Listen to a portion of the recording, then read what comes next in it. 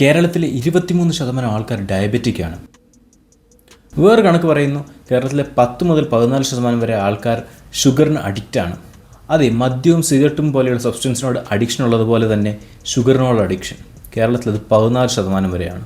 ഒരു ചെറിയ Oreo ബിസ്ക്കറ്റിൽ 30 gram, ഒരു ചെറിയ കൊക്കക്കോളയിൽ 50 ഗ്രാം, ഒരു ചെറിയ കുപ്പി ജാമിൽ 80 അല്ലെങ്കിൽ 100 ഗ്രാം വരെ. ഇതൊക്കെയാണ് sugar content.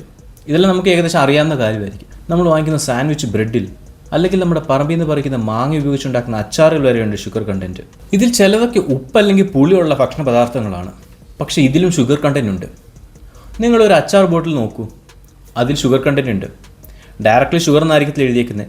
Glucose, fructose, sucrose അല്ലെങ്കിൽ മൊളാസസ് എന്ന പേരിലായിരിക്കും. ആക്ച്വലി ഷുഗർ ഒരു ഫ്ലേവർ എൻഹാൻസർ ആണ്. ഏത് തരത്തിലുള്ള ഫ്ലേവേഴ്സ്, ഉപ്പ് അല്ലെങ്കിൽ പുളി, ആ ഫ്ലേവറിനെ ഒന്ന് എൻഹാൻസ് ചെയ്യാനെ കൊണ്ട് ഷുഗർ സഹായിക്കും. ഷുഗർ അല്ലെങ്കിൽ സോൾട്ട് ഹൈഗ്രോസ്കോപ്പിക് സബ്സ്റ്റൻസസ് ആണ്. എന്ന് വെച്ചാൽ ഇത് വെള്ളം അല്ലെങ്കിൽ മോയ്സ്ചറിനെ അബ്സോർബ് ചെയ്യും. അതുകൊണ്ടാണ് നമ്മൾ അച്ചാർ ഉപയോഗിക്കുമ്പോൾ അധികം സോൾട്ട് ഉപയോഗിക്കുന്നത്. ഇതേ ആക്ഷൻ തന്നെയാണ് ഷുഗറും ചെയ്യുന്നത്. നിങ്ങൾ ഷുഗർ കൂട്ടിയിട്ട് കഴിഞ്ഞാൽ അതിൽ മോയ്സ്ചർ കണ്ടന്റ് കുറയും, അതായത് ഈർപ്പം കുറയും. ഇതുമൂലം ആഹാര പദാർത്ഥങ്ങൾ കൂടുതൽ കാലം നിലനിൽക്കാൻ സഹായിക്കും. ബ്രെഡിലും ബണ്ണിലും ഒക്കെ ഓൾറെഡി ഷുഗർ ഉണ്ട്, സ്റ്റാർച്ച് പോലെ. പക്ഷേ ബണ്ണിൻ്റെ ഒക്കെ ടെക്സ്ചറും സോഫ്റ്റ്നെസ്സും കൂട്ടാനെ കൊണ്ട് നമ്മൾ കുറച്ച് ഷുഗർ ആഡ് ചെയ്ത് കൊടുക്കാറുണ്ട്. ഇതെന്തിനാണെന്നറിയോ? ഈസ്റ്റ് വളരാനെ കൊണ്ടാണ് നമ്മൾ ഷുഗർ ആഡ് ചെയ്ത് കൊടുക്കുന്നത്. ഈസ്റ്റ് എന്ന് പറഞ്ഞ മൈക്രോ ഓർഗാനിസമാണ് നമ്മുടെ ഈ ടെക്സ്ചറും സോഫ്റ്റ്നെസ്സും ഒക്കെ കൂട്ടുന്നത്. ഇത് നമ്മുടെ സ്റ്റാർച്ചിനെ കൺസ്യൂം ചെയ്തിട്ട് വേറൊരു സബ്സ്റ്റൻസ് ആക്കി മാറ്റും. ഇതാണ് ഈ സോഫ്റ്റ്നെസ് കൊടുക്കുന്നത്. ഈവൻ ദോ നമ്മുടെ വീറ്റ്, അതായത് ബണ്ണൊക്കെ ഉണ്ടാക്കുന്ന വീറ്റിനകത്ത് ഷുഗർ കണ്ടൻറ്റ് ഉണ്ടെങ്കിൽ കൂടെ നമ്മൾ എക്സ്ട്രാ ഷുഗർ ആഡ് ചെയ്ത് കൊടുക്കുന്നത്. ഒരു ഇൻട്രസ്റ്റിംഗ് ആയിട്ടുള്ള ഫാക്റ്റ് പറയട്ടെ. ലോകത്ത് അവൈലബിൾ ആയിട്ടുള്ള 77% ഫുഡിലും ഒരു വിധത്തിലല്ല മറ്റൊരു വിധത്തിൽ ഷുഗർ ചേർക്കുന്നുണ്ട്. നമ്മൾ കഴിക്കുന്ന ജങ്ക് ഫുഡ്സിലും ബിസ്ക്കറ്റിലും അതുപോലത്തെയുള്ള സാധനങ്ങളൊക്കെ ഒരുപാട് ഷുഗർ ഉണ്ട്. വേൾഡ് ഹെൽത്ത് ഓർഗനൈസേഷൻ ഹൂവിൻ്റെ റെക്കമെൻഡേഷൻ പ്രകാരം ഒരു ശരാശരി അഡൽട്ട് കഴിക്കാൻ പറ്റുന്ന മാക്സിമം ഷുഗർ ഒരു ദിവസം 30 ഗ്രാംസ് ആണ്. പക്ഷേ 2 നേരം ചായ കുടിക്കുന്ന ഒരു ശരാശരി മലയാളി ഒരു ദിവസം എങ്ങനെ പോയാലും ഷുഗർ കൺസ്യൂം ചെയ്യുന്നുണ്ട്. മലയാളി ചായ മാത്രമല്ലല്ലോ, ചോറും കഴിക്കാറുണ്ടല്ലോ. ചോറിലും ഷുഗറുണ്ട്. അതെ, നമ്മൾ കഴിക്കുന്ന ചോറിലും ഷുഗറുണ്ട്, പക്ഷേ ഡയറക്റ്റ്ലി അല്ല, കാർബോഹൈഡ്രേറ്റ്സ് ആണ്.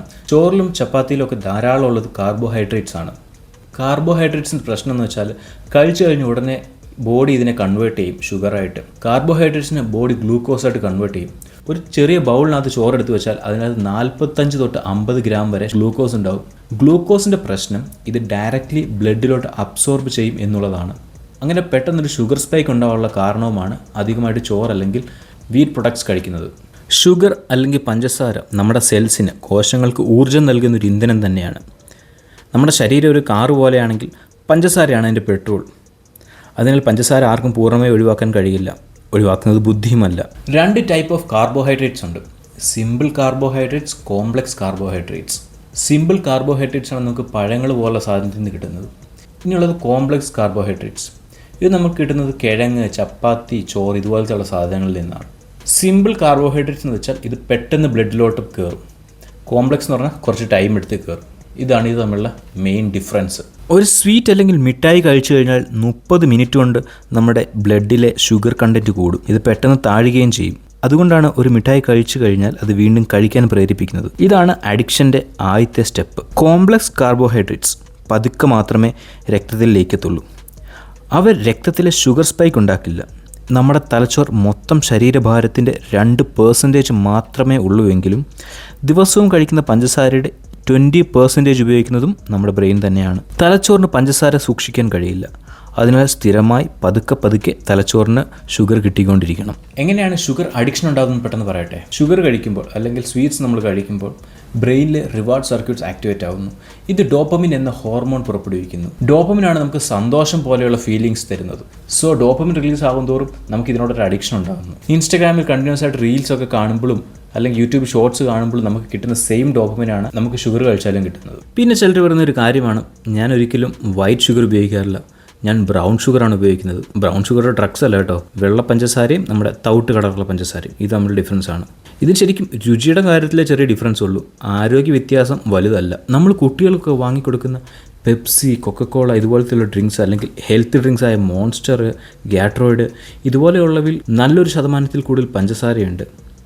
ലേബൽ വായിച്ച് നോക്കാതെ ഒന്നും വാങ്ങരുത്. ഇനി നിങ്ങളൊരു പുതിയ പ്രൊഡക്റ്റ് സൂപ്പർ മാർക്കറ്റിൽ നിന്ന് വാങ്ങുകയാണെങ്കിൽ ആദ്യം അതിൻ്റെ ലേബൽ നോക്കുക. അതിൽ എത്ര ശതമാനത്തോളം ഷുഗർ ഉണ്ടെന്ന് ഉറപ്പുവരുത്തുക. നമ്മൾ ഓരോ തവണ പഞ്ചസാര കഴിക്കുന്തോറും ഡോപ്പമിൻ ഒരു ചെറിയ സന്തോഷം നൽകുന്നു. അത് ആവർത്തിക്കുന്തോറും തലച്ചോറിന് കൂടുതൽ വേണമെന്ന തോന്നലുണ്ടാവും.